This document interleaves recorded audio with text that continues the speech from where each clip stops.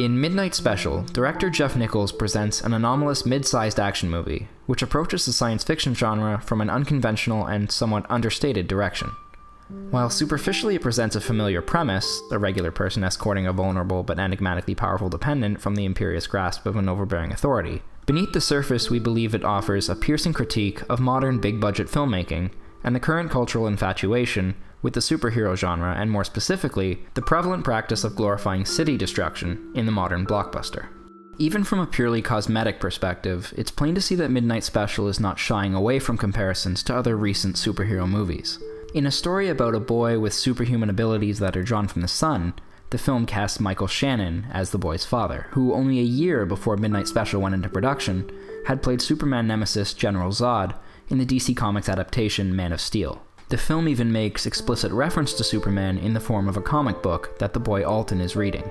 Perhaps as a further nod to the origins of the superhero film, Kirsten Dunst of Sam Raimi's Spider-Man franchise is also cast in the role of Alton's mother. So while it might be plausible to simply dismiss Midnight Special as a superhero film on a budget, or even Jeff Nichols auditioning himself for the next big Marvel or DC project, we believe a director with such a proclivity for the existential and the contemplative deserves a deeper examination. To us, it seems that Midnight Special draws specific attention to the elements it borrows from popular superhero films in order to directly confront their current tendencies, and expose a state of filmic fixation that has our mainstream entertainment media stalled in a sort of feedback loop. To see this in the film, we can first look at the threat that the government believes Alton to pose, and the reason they are pursuing him so doggedly. They believe Alton's abilities to make him a risk of unfathomable destructiveness. And indeed, when his powers manifest, they seem to do so violently, shaking the earth, breaking walls, emitting heat and light comparable to a nuclear detonation. Just as in Man of Steel, Superman is feared for his potentially devastating destructive power, Alton is believed to be a serious threat to all mankind. However, unlike Superman, who, though not evil, does only seem to be able to manifest his powers destructively, leveling cities and killing thousands in his battle for good, Alton's powers are revealed to be effectively non-destructive. Despite an enormous outpouring of energy, the fundamental nature of Alton's abilities seems to be benevolent, even inspirational.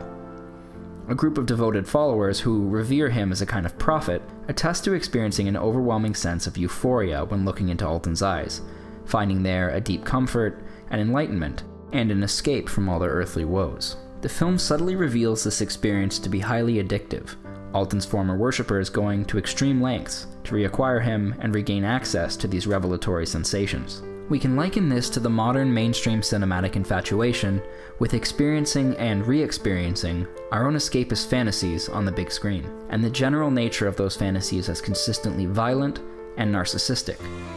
In a Hollywood system still dominated by adaptations, sequels, and remakes, the modern cinematic landscape is one in which pre-established and recognizable properties are unendingly unearthed, revived, rehashed, and recycled to be paraded before a public clamoring to regain the joy and exuberance they once felt for a character, franchise, or film.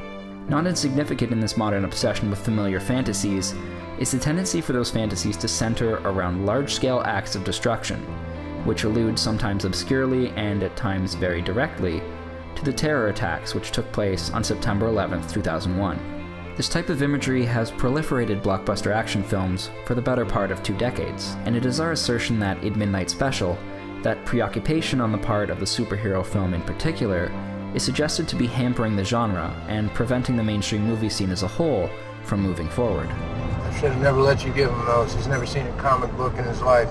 In the character of Alton, we are presented with a boy who can reveal worlds that exist beyond our own, and allow others to experience those manifestations through his eyes. We feel then it is not a great leap to interpret Alton as a depiction of the artist, one who brings extraordinary worlds to life and allows them to be experienced by those around them. Alton's powers seem to derive from light, specifically sunlight, again drawing a parallel to Superman, but also to the figure of Christ and other deities. The artist, or in this case the filmmaker, is thus presented as a sort of savior, their abilities enabling their fellow man to see beyond themselves and the known world, to imagine broader possibilities. But again, as we see in this film, most would use this gift simply as an escape, to lose themselves in self-indulgent fantasies and find a comfort which, once removed, they would then seek only to reclaim. Expanding on this metaphor, we see that when an independent filmmaker gains exposure, making the leap from obscurity to mainstream relevance, the current nature of the Hollywood construct is to collect and ply these promising artists towards the next installment of a known and marketable property. The highly controlled and homogenized nature of these tentpole projects often results in the dissipation of the staples and idiosyncrasies that made the particular artist unique, in such a way that the final films often bear little resemblance to the work that brought them to prominence. In this veiled state of existence, the artist will languish, their creativity dying a creeping death, slowly siphoned away by a culture craving distraction. If we see Alton as a representation of the filmmaker in the modern Hollywood system, we see him singularly limited in his potential, pursued by controlling agencies, pointing a very narrow beam of light at a comic book. Contrast this to Alton's eventual revelation, wherein exposure to daylight and unbridled expression allows him to open a gateway to another world, and we can see the possibilities that the artist may offer. With the development of new filmic tools and technologies, the modern-day filmmaker's creative capacity is limited almost solely to his or her imagination. Yet what we still so often see is a sort of fetishistic infatuation with reenacting the traumatic conditions that changed the way we identified ourselves as a modern civilization. In these violent fantasies, we relive the scenes of destruction over and over, projecting the strong and stalwart heroes of our youth into the events that robbed us of our cultural innocence. We look to these heroes as our saviors, as angels who swoop down from the sky and rescue us from a world that appears more and more to be tearing itself apart. The ranch thinks you're their savior. Not any of those things.